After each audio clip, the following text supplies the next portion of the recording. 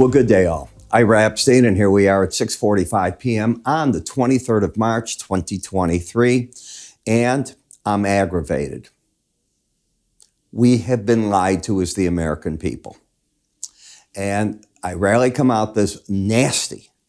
I have been last week and the week before all over these videos saying, Joe, President Joe, be sure you buy that oil, because he told us that he was going to buy back oil between $70 on down. We did it.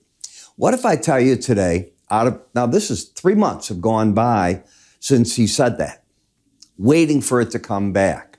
Not once did he say, oh, we're not going to be able to do it right now. He sends out his energy secretary today, Jennifer Granholm, and she says, oh no, it doesn't look like we'll be buying back any oil at all this year. And rather, we're going to continue to sell out of the strategic reserve. Oh, and by the way, there's maintenance going on in the caverns where we have to store things, so we can't put oil back in there. This is a story buried today in the Wall Street Journal. I went all over. None of the other news wires are picking it up. To say that I think we have been lied to is, number one, important.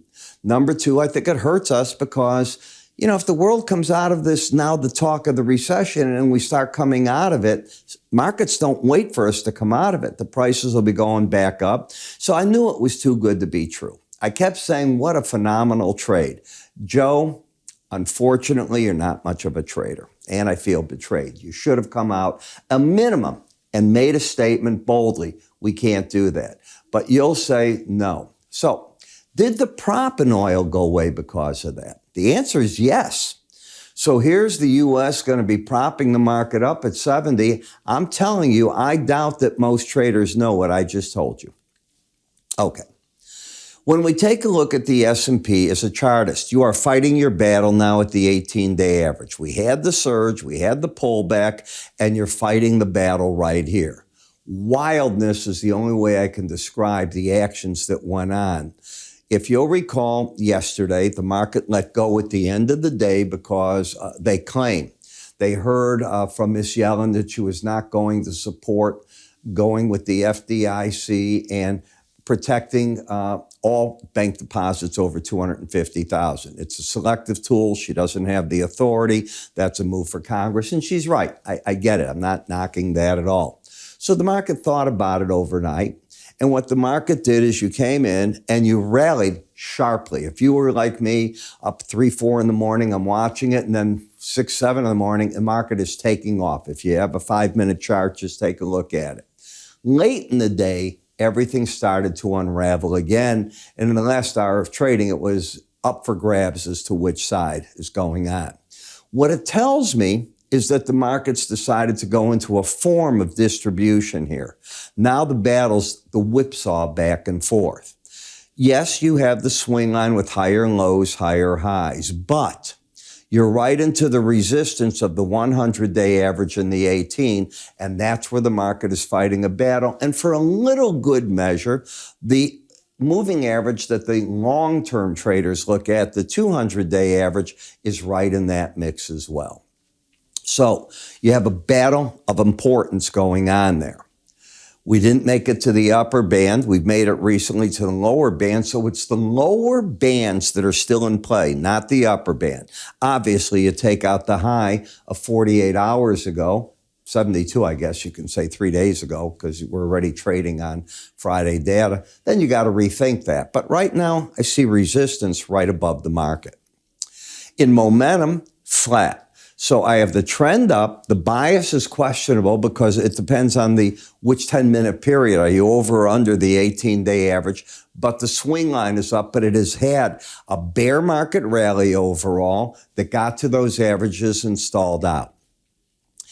The NASDAQ's a different world. It doesn't have any of the bank stocks or any of that.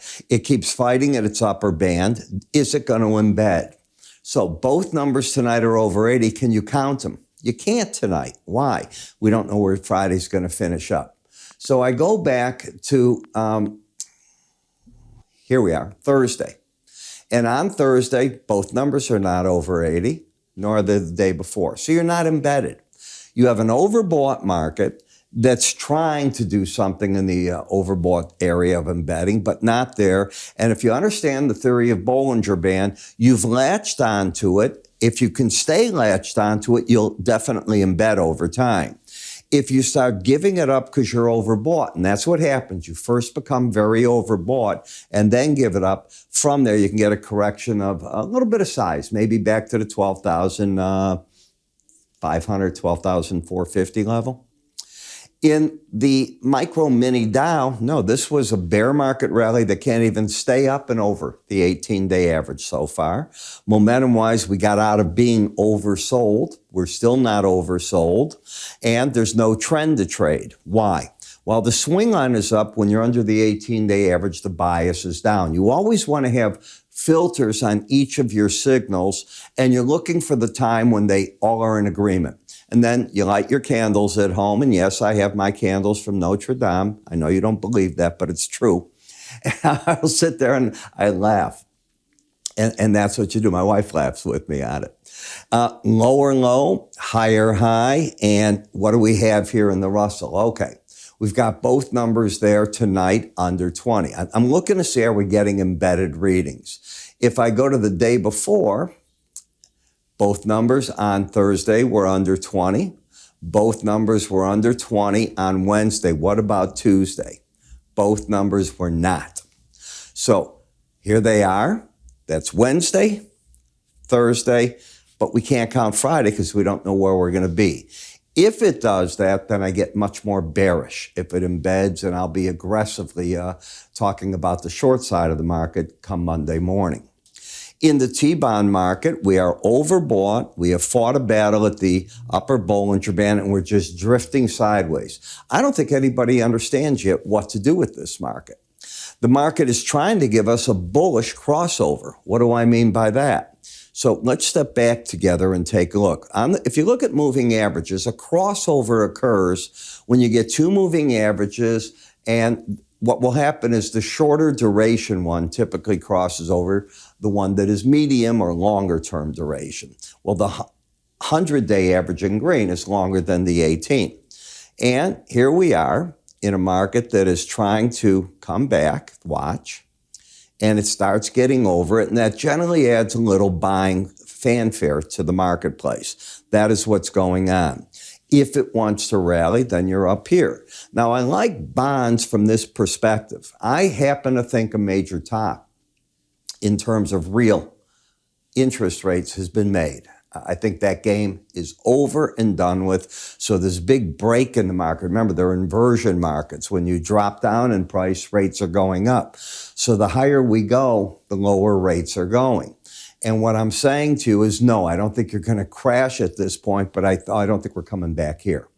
Why would the back end go crazy in yield? It doesn't make sense if we're thinking that we're getting closer to the pause, and I do believe that, than anything else. Yes, the Fed has a lot of work to do. No, it's not going to tell you when it's going to pause. You'll know it when you see the labor market finally give us the cracks, be it the JOLTS numbers, the unemployment claims. The unemployment claims today were what?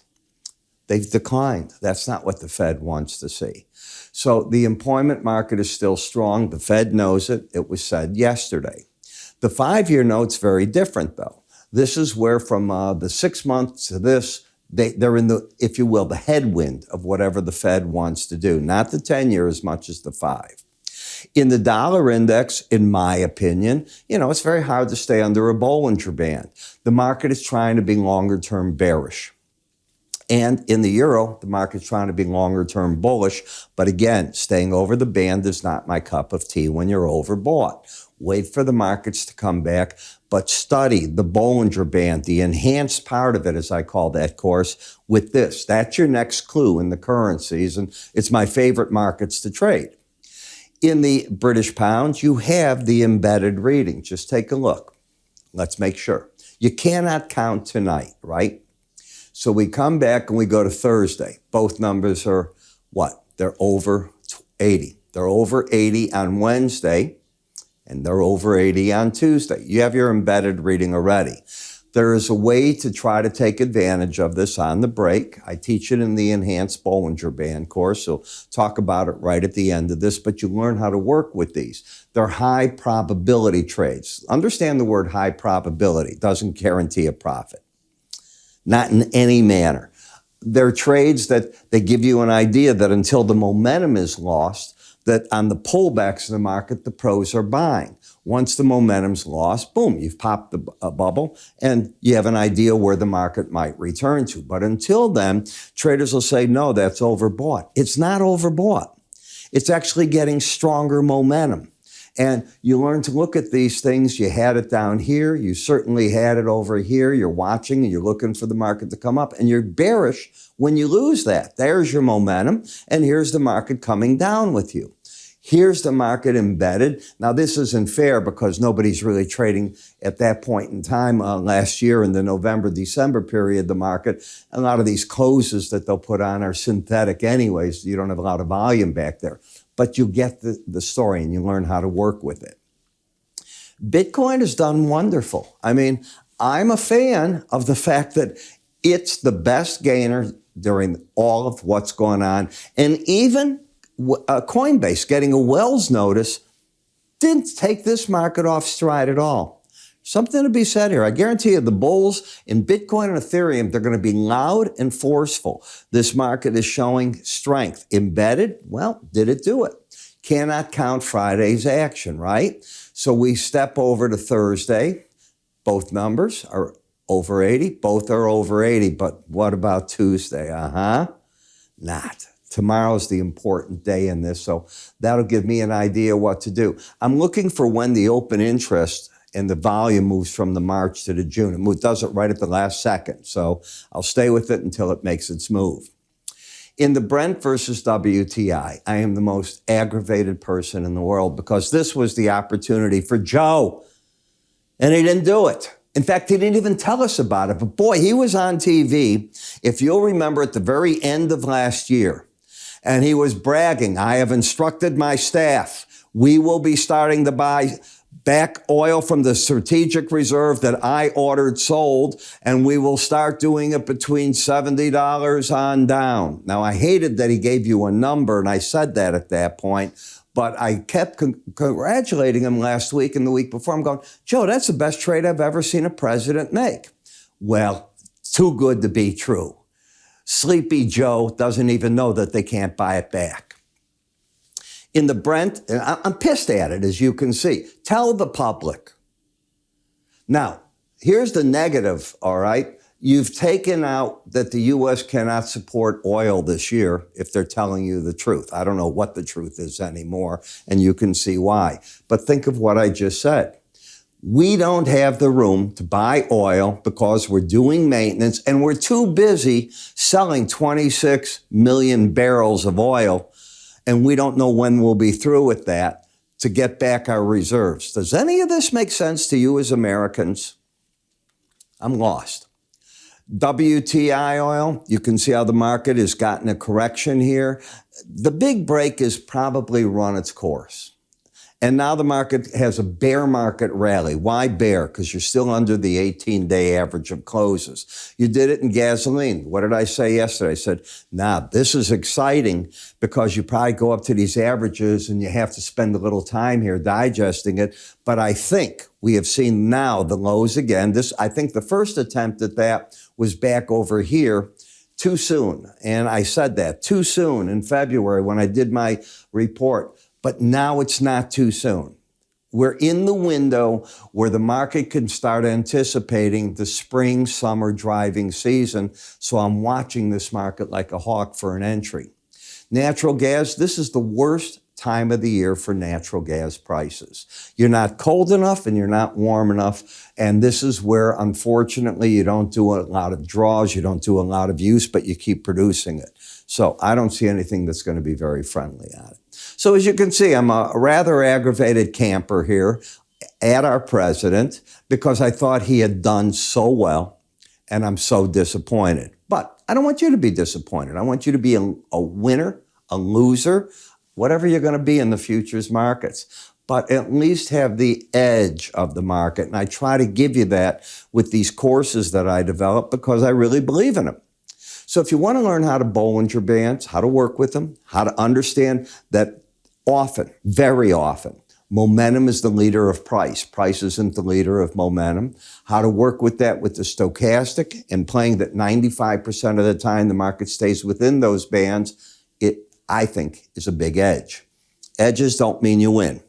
Edges give you tools to try to get you onto the right side of the market. That's all that it is. How do you get the course? Take a look at this. Welcome.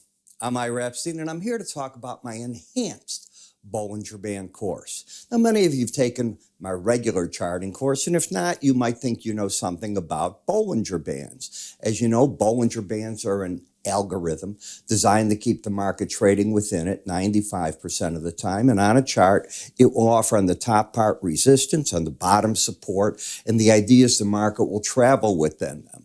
We know that sometimes it latches onto that band, goes up or goes down. Well, how do you play with that? Can you pyramid the positions off that type of thinking? Well, I've applied all three of these into 13 different videos that teach you my concept of it. And from that concept, you're able to work with weekly charts and or daily charts. The 13 videos, each about 7 minutes long. The idea here is not to put you in school forever, but to teach. Now, if you haven't tried my complete futures research, I throw that in as well. Whether you've tried this or not, I think it's worth taking a look at. I think you're going to learn something from there. That research, by the way, covers twice daily market updates for you and access to what I call window envelope numbers, which I think are very important when looking at these Bollinger Bands. The next part is a trial to our charting software so you can make your charts look the same way that mine do. It's that simple. Where do you go with it and how do you get all this? It's simple. You go to our website, www.iraepstein.com. If you go to the word education, everything you need is answered there. You can also call my staff. They'll be happy to help you get set up. I'm Ira Epstein on the road to your education.